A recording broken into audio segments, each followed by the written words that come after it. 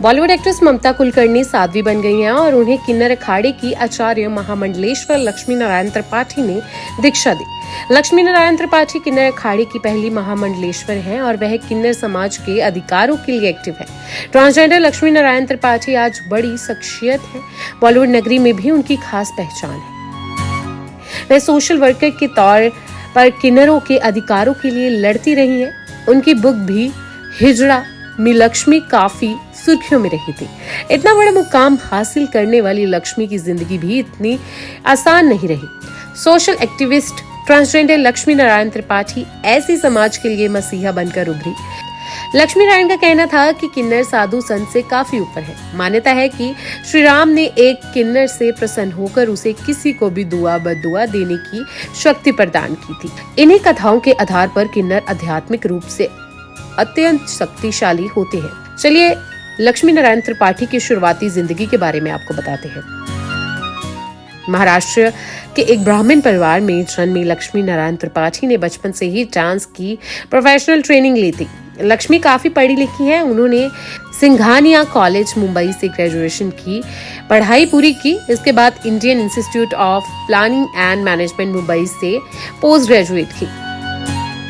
उन्होंने भरतनाट्यम में post graduate किया है। किन्नर अखाड़ा की आचार्य और पॉलिटिशियन महामंडलेश्वर लक्ष्मी नारायण त्रिपाठी की निजी जिंदगी और उनकी लव स्टोरी बेहद रोचक है।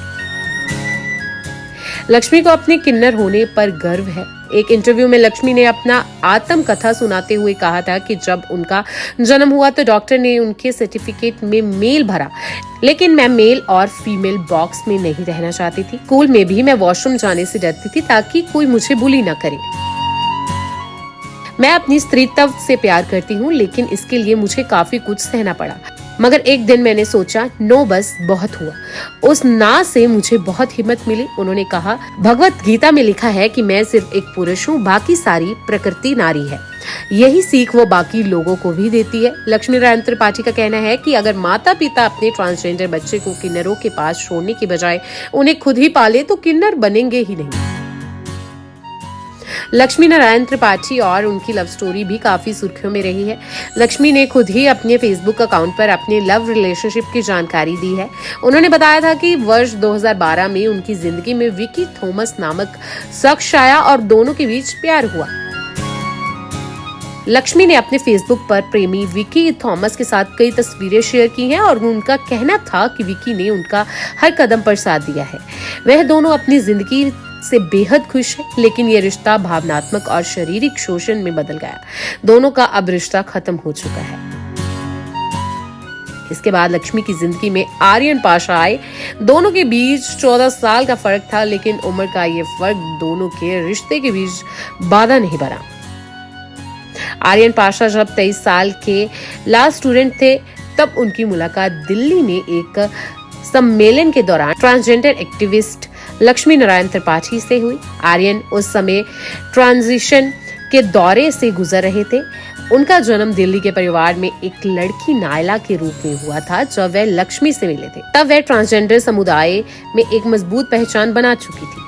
मुश्किल समय में लक्ष्मी को आर्यन ने सहारा दिया। दोनों ने शादी की। आर्यन बॉडी बिल्डर है और लक्ष्मी ट्रांसजेंडर एक्टिविस्ट। दोनों की उम्र में फासला था, इसलिए उनके पिता के लिए ये एक बड़ा मुद्दा था। हालांकि लक्ष्मी की आर्यन की मां से बनती है। दोनों ने बच्चे भी गोद लिए हैं। हालांकि लक्ष्मी का असली मकसद किन्नर समाज को समानता का अधिकार दिलाना, जिसके लिए वो करीब 1999 से लड़ाई लड़ रही है। वह किन्नर समुदाय के समर्थन और उनके विकास के लिए संगठन चलाती है, जिसका नाम अस्तित्व है।